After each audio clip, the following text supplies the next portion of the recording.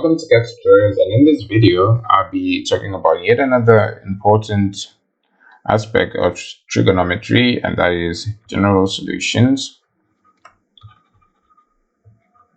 Right, talking about general solutions.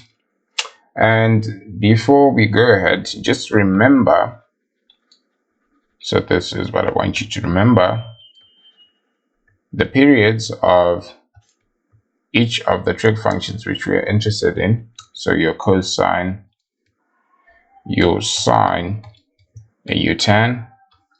So the period of your cosine, so one cycle takes 360 degrees, one cycle of sine takes 360 degrees, and one cycle of tan takes 180 degrees.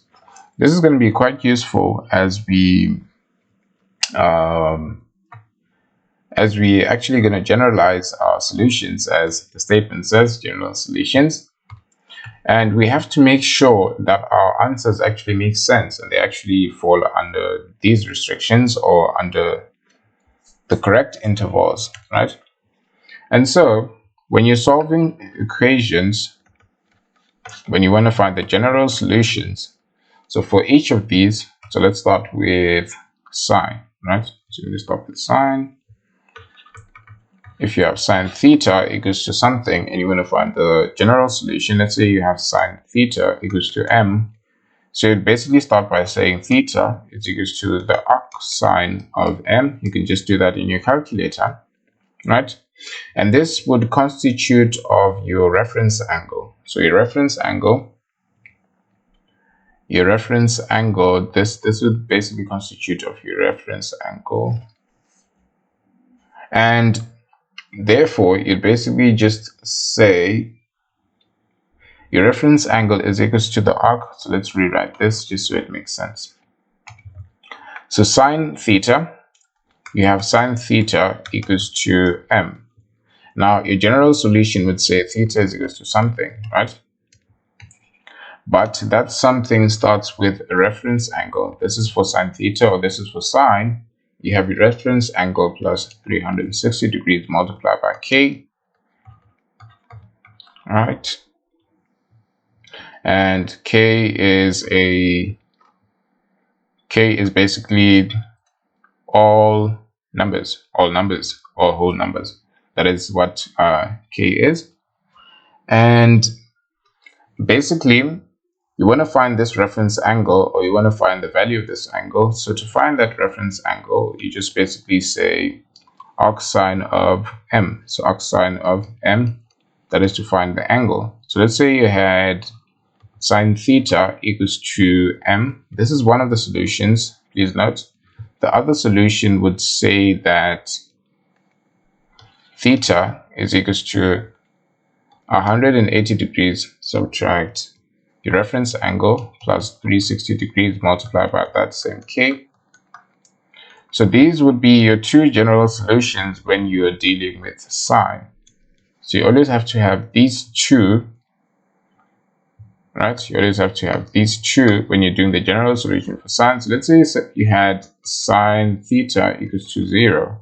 Now your reference angle would therefore be equals to arcsine of 0. So what is arcsine of 0? The answer to that would be 0 degrees. And therefore, your general solution would therefore be 0. Using the first one, you'd have 0 degrees plus 360 degrees k, right? Or 180 degrees subtract 0 degrees plus 360 multiplied by k. So these would be your general solutions, and that is just an example of how to apply what I just talked about here. So your reference angle is going to form your solution of your theta, right? As you can see. So first find that reference angle and then substitute it into both of these formulas. So that is for sine. And for cosine, you basically just have your theta solution as plus or minus. So basically just have plus or minus your reference angle plus 360 degrees multiplied by k, right? And here you basically just do the same thing. Let's say you have your cosine of theta equals to n. to find your reference angle, just say arc cos of n, whatever the value of n is, right? And you basically do the same thing, just find your reference angle and then substitute it into plus or minus your reference angle, and you add it to 360 degrees multiplied by k, right? And k is an element of all integers, so basically integers.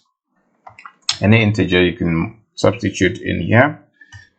And if you aren't told, so there is a case where you're actually told that your solution or your theta actually falls in a certain interval.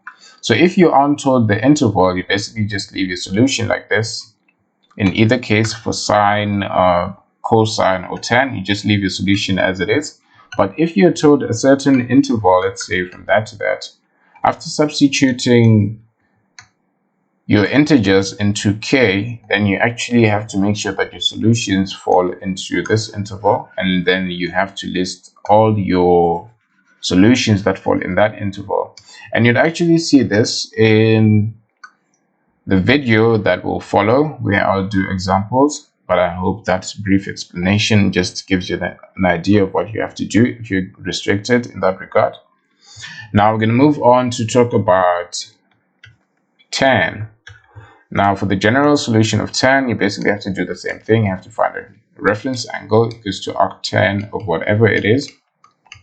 Then after doing that, your general solution for, let's say, theta would be reference angle, and that's going to be added to 180 degrees multiplied by k, and k is an element of integers, so that is integers. Just a correction from what I previously said. So that is an integer, and that is basically it. So basically just have to know that when you want to find the general solution of a sine function, you do these two, and the general solution of cosine, you do the following, which is over there. And for tan, you apply this formula. And if your theta or your answer is restricted, please make sure that you list only the answers which are within the restricted range. So now I am gonna also talk about something which is quite interesting, right? So we have restrictions, and these restrictions apply for instance when we have a denominator equals to 0. So when you're asked to find the solution of a certain function, let's say you're asked to find the solution of something like this, and your general solution basically should not include values of x, where x will lead the denominator to 0. So we don't want the denominator to be equal to 0 under any circumstance. So if you have a fraction and you're asked to find the general solution, you should make sure that the denominator is never equal to 0. So then if you're asked to find, if you're asked for what values of x will this function be undefined, then basically just equate your denominator to 0 and proceed to find the values of x. And for this, you just say cosine of x equals to 0.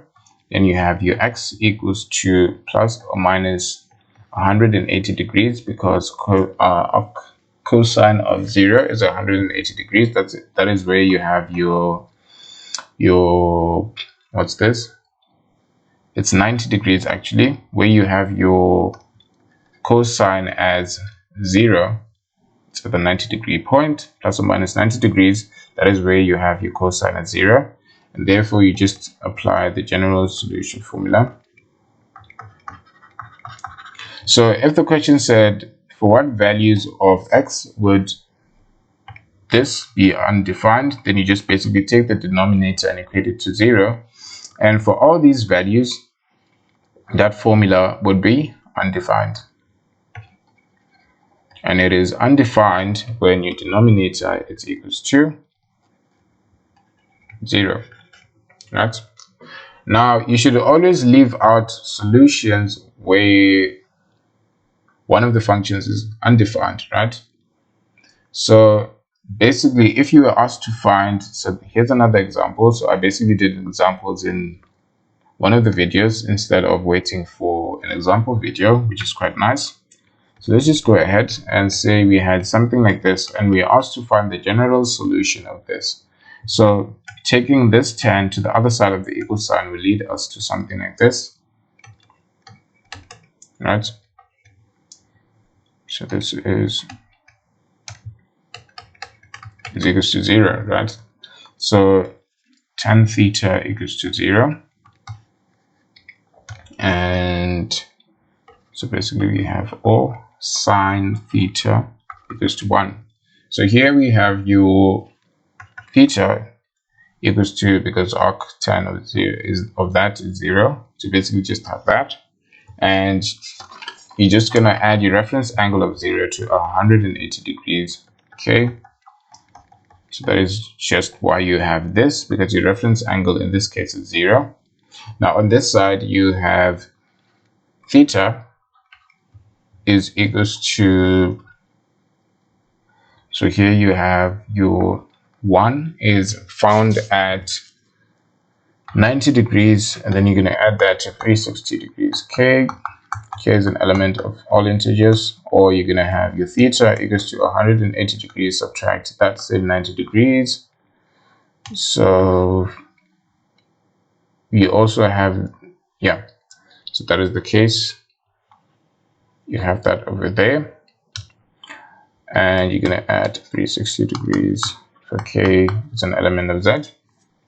So now if you look at this, we cannot include this point where, okay, so let me write it this way.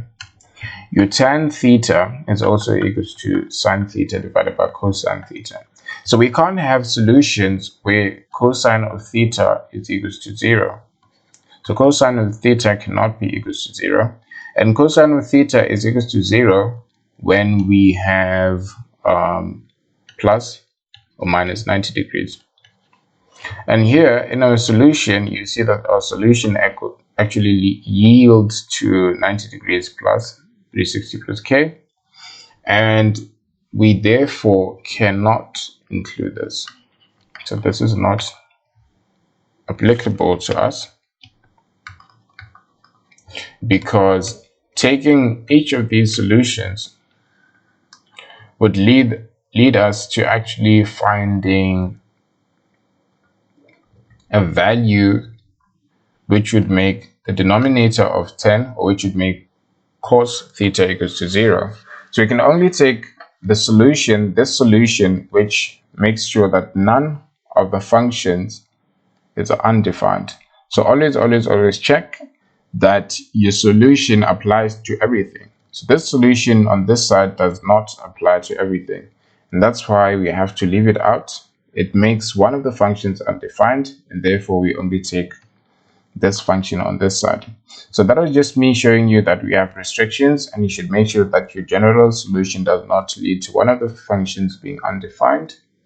And that was basically all that I had to cover in this question, just teaching about general solutions and the formulas for each of the general solutions, explaining restrictions that you have and how to deal with them. In the next example, we're actually going to apply all of this. We're actually going to be practical about this and do examples.